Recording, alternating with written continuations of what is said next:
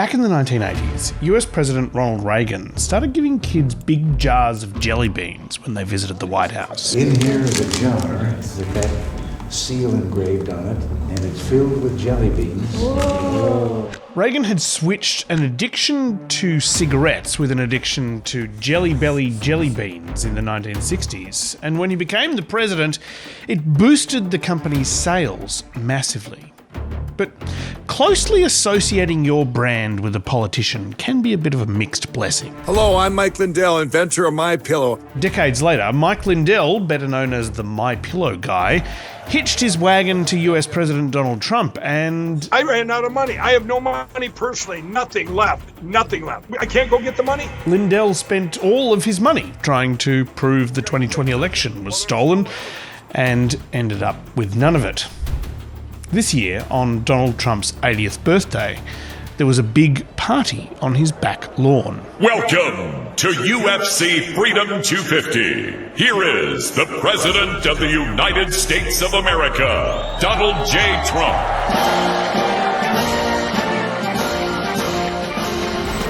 The thing is, the UFC tightly controls who can access footage of their events.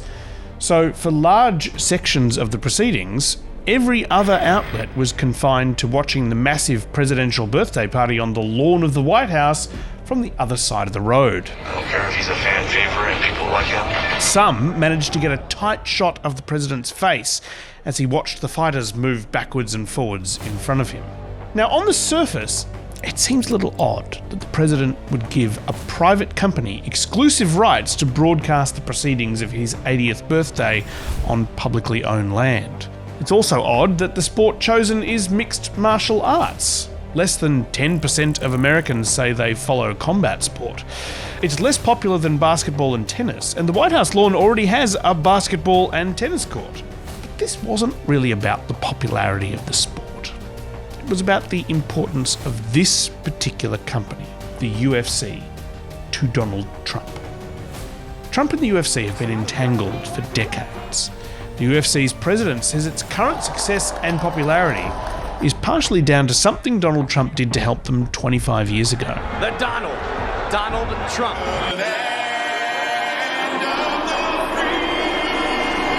This event at the White House publicly and permanently tied the UFC to Donald Trump, like Jelly Belly and Ronald Reagan. We're going to get him on jelly beans. The question is, will the UFC's boss, Dana White, end up like the boss of Jelly Belly, or more like the MyPillow guy? I have no money personally. Nothing left. Nothing left. I'm Matt Bevan, and this is If You're Listening.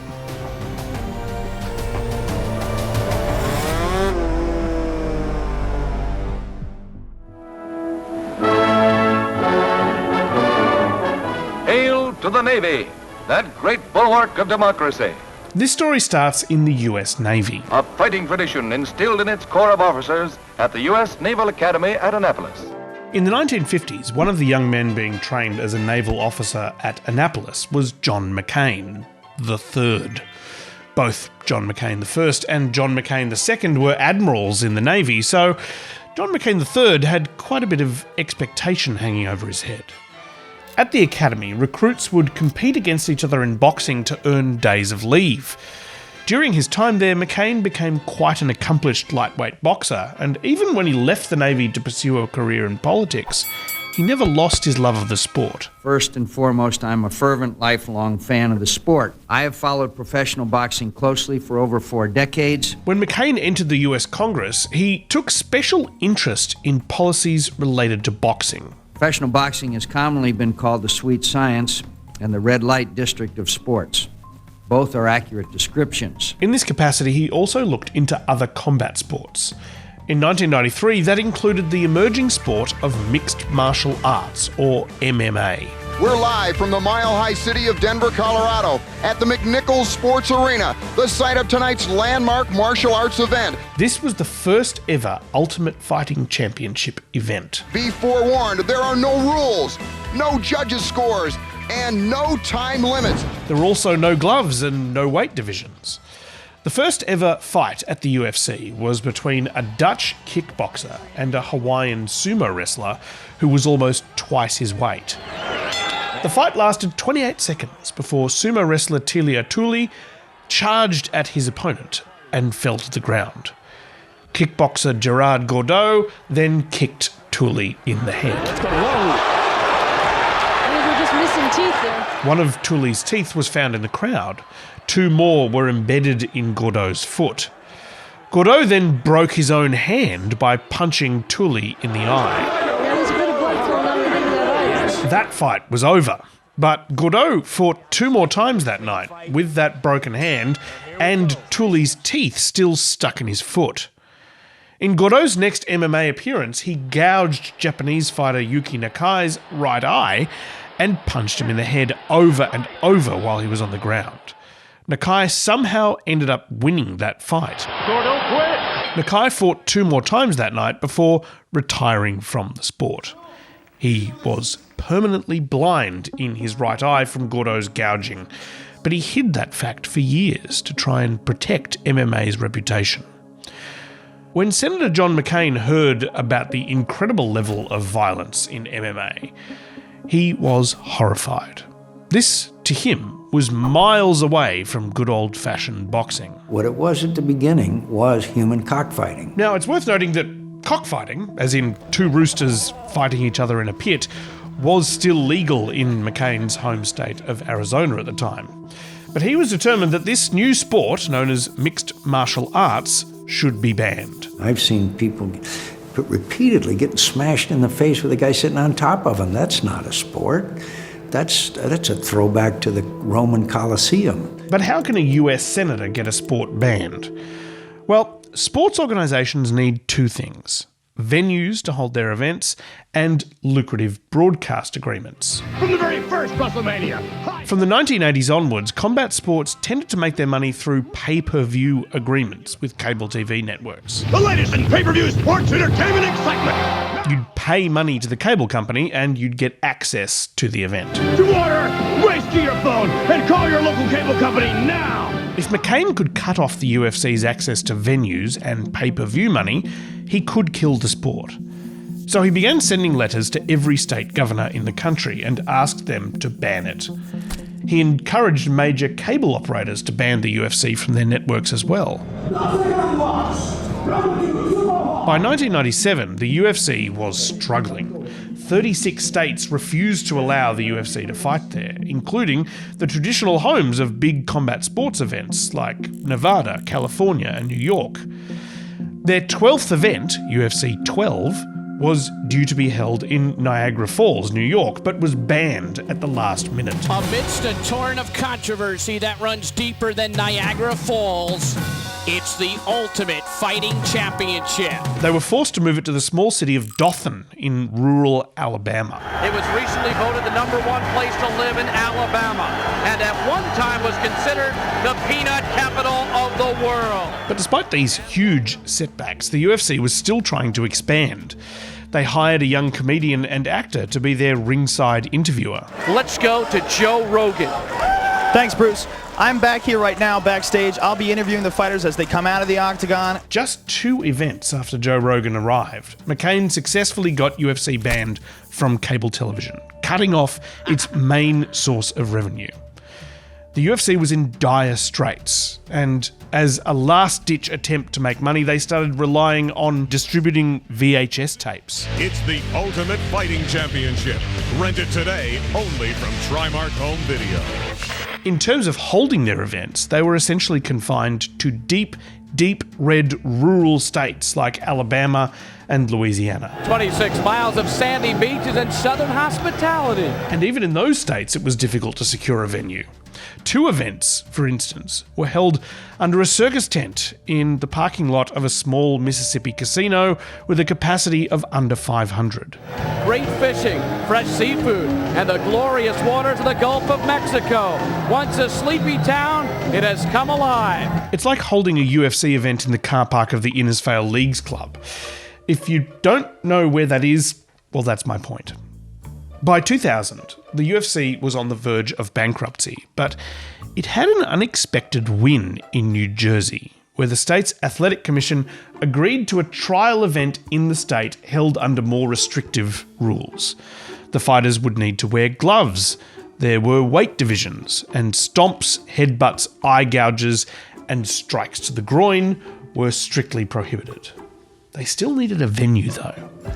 Thankfully, one particular guy was looking for new sources of revenue for his perennially bankrupt Atlantic City casino. Well, we are in the octagon here tonight. Trump Taj Mahal Casino and Resort on the banks of the Atlantic Ocean in beautiful Atlantic City, New Jersey. But of course, Biff Tannen himself. It's already been a very impressive evening here at a very impressive venue. That is the Trump Taj Mahal. This was the first UFC fight to be officially regulated. This event tonight is sanctioned by the New Jersey State Athletic Control Board with Mr. Larry Hazard, Commissioner. Throughout the entire night, the commentators kept saying how safe the whole thing was. Safety always, as we've talked about before, the ultimate #1 priority here in the Ultimate Fighting Championship. But what a shot. Boom! Safety first. Boom! Concussion. Hell yeah. Now, the guy who took that shot there was named John Lewis. Here's how the commentators that night described him. Strong background in jiu-jitsu, but he also likes to bang. Okay, good for him. But that safety concussion was his last time fighting in the UFC. He retired shortly afterwards. But for his entourage, it was just the beginning. John Lewis had brought with him a few of his jiu-jitsu students, including a guy named Dana White, who had met Lewis in Las Vegas. I said, I know this guy. We'll go talk to him. So we went over and we talked to John Lewis that night, and we set up an appointment with him for Monday to try jiu-jitsu. And after that, we became addicted to it. We literally started to train 3-4 days a week. Dana White and his friends Frank and Lorenzo Fertitta were at the Taj Mahal that night with John Lewis. They found out that the UFC was in financial dire straits, and they decided to buy it for $2 million. We bought the 3 letters, UFC, old wooden octagon, and like 12 or 13 contracts. It was so cheap because the previous owners had sold off everything else to try and keep it afloat. Dana White, president of the Ultimate Fighting Championship. White and his new partners decided if they wanted to turn the UFC around, they needed to act fast. We knew to make this successful, we had to get this thing on television. When we bought it, it wasn't allowed on pay-per-view. Right. When they bought the franchise, they urgently needed to find a venue for the next event. They were facing the same struggles as the previous owners had faced. We can't get a venue. Donald Trump actually says, come to the Taj. The next 2 UFC events were held at the Trump Taj Mahal. Trump cut us a deal, showed up to the first fight, stayed to the last. You know, both times that we put on a card there. To Dana White, this was a very generous gesture by Trump. Trump brand here. Right, at that time. UFC brand here. Right. You know, this guy has been a good friend. He's been, a guy who did something at a time, saw something in this thing when nobody else did, and did something for us that nobody else would. He did something for us that nobody else would. Let's fast forward 20 years, because by that point, the tables had turned. The UFC was a multi-billion-dollar brand, and Donald Trump was not in vogue.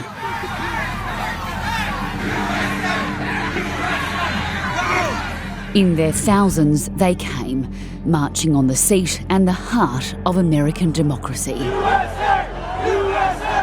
Breaching its defences for the first time in more than 200 years. Following the attack on the Capitol building on January 6, 2021, and his departure from the White House 2 weeks later, Donald Trump kind of disappeared from public view for a little while. The former president had been mostly silent since his sullen departure from Washington on Inauguration Day, in disgrace for his role in inciting the January 6 insurrection. In terms of public support, he was at an all-time low.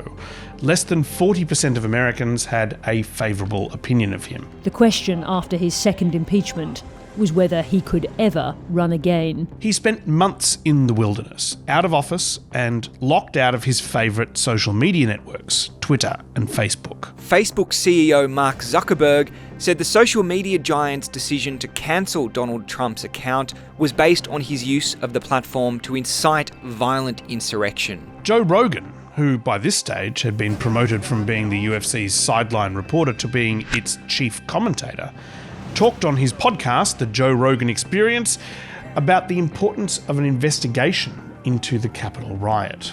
The January 6th thing is important, and one of the reasons why I think it's important because it highlights the reasons why a guy like Donald Trump is so dangerous. Is because a guy can incite a bunch of morons to do something really stupid. People are also just generally losing interest in Donald Trump. The number of people searching his name on Google collapsed. His phone stopped ringing. Apart from an appearance at a conservative political conference surrounded by die-hard fans, he fell out of the spotlight. It's hard to fathom now, but for the first 6 months of 2021, Donald Trump just kept quite a low profile. But then in July, UFC President Dana White said something during a podcast interview with former UFC fighter Mike Swick. So you said there's going to be a long list of celebrities coming to the actual UFC fight. Can you list any? Bieber's coming, Machine Gun Kelly and Megan Fox. Trump is coming. Oh, cool. Trump is coming. Yeah, he and I have been friends for over 20 years. I was in Cabo a couple months ago, and I got the call that he wanted to attend the fight. White said that Trump would be sitting with him ringside rather than in a private box. He's not hiding in a box somewhere. But he doesn't. That's But not Dana, his style. On the day of the fight, Dana White and Donald Trump entered side by side. There were some cheers, some boos, some USA chants. Dana White told TMZ that he was thrilled. The entire arena gets up on their feet.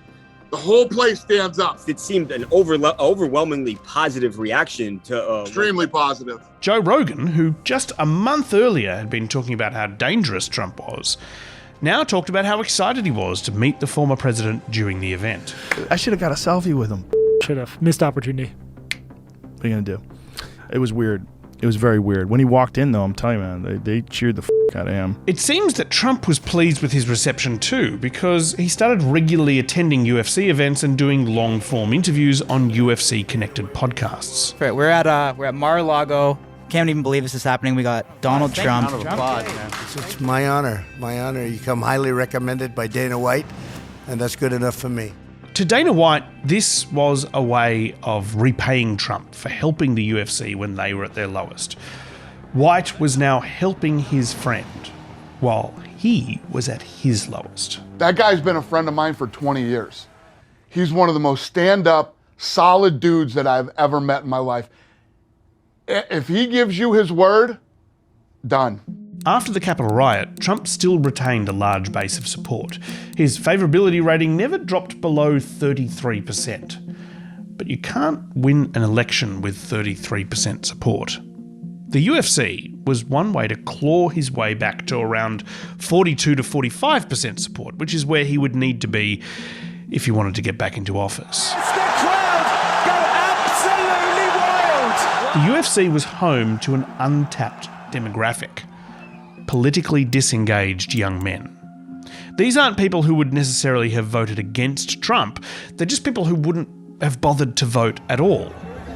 As Trump began his campaign to regain the White House, finding new support among young men was key to his strategy.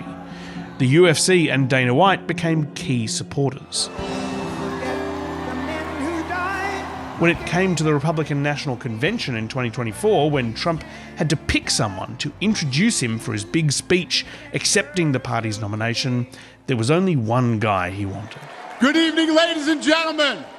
I am Dana White. I am the CEO and president of the Ultimate Fighting Championship. After introducing himself, he read out a text Trump had sent him after he agreed to do the speech. Dana, I'm so honored that you will be doing the introduction at the National Republican Convention. Think of it as the biggest fight you ever had, a fight for our country and even the world. White spent 5 minutes shouting about how great a guy Trump was. I'm in the tough guy business, and this man is the toughest, most resilient human being that I've ever met in my life. The higher the stakes, the harder he fights, and this guy never, ever gives up. As the election reached its final stages, Trump received an even more significant boost. And it just came over the wires that Joe Rogan just endorsed me. Is that right? Thank you, Joe.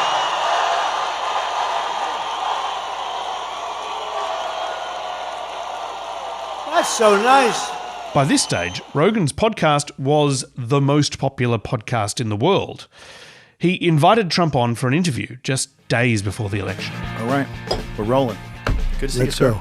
Here we go. During the 3-hour chat, they discussed the early days of the UFC. It was banned from cable because of Budweiser and John McCain, and you could only get it on Right. DirecTV. And then I came along and I gave him the you sites. did, and he loves And you he for never that. forgot it. He loves you for that. Trump said Dana White paid him back by supporting him during his darkest days in 2021. When I wasn't exactly in vogue, Dana, they called him. He said, he's the greatest guy. There's nobody like him. He said, I'll never say anything bad about that guy. 2 weeks after Trump sat down with Rogan, he won the 2024 election. Donald Trump will become the 47th President of the United States. A win that was at least partially thanks to a strong turnout of young white male voters. Trump's favourability rating stayed around the 45% mark for the first few months of his second presidency, as he announced a blitz of policies. Tariffs would fix the economy.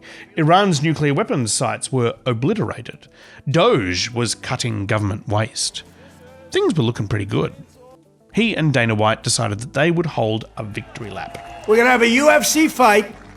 We're going to have a UFC fight. Think of this on the grounds of the White House. But that was 11 months before the actual event.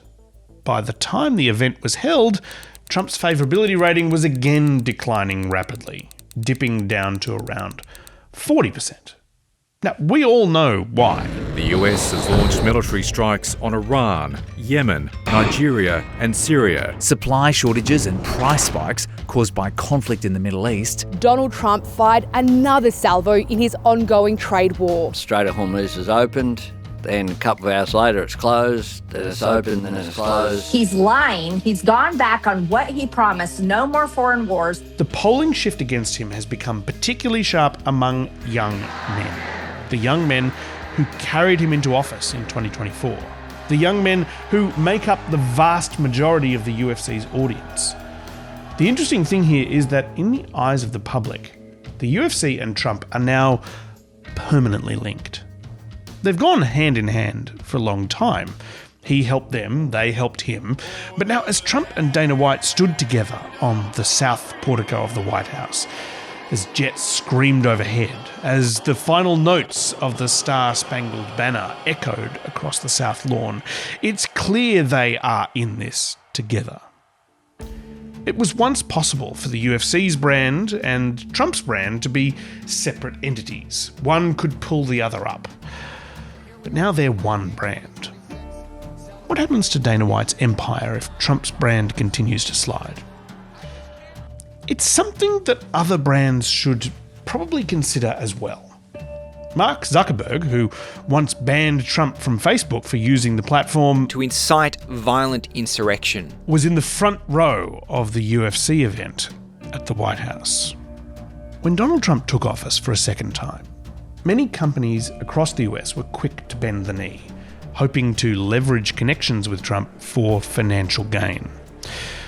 The question those companies have to ask themselves now is, what will that association cost them in the long run?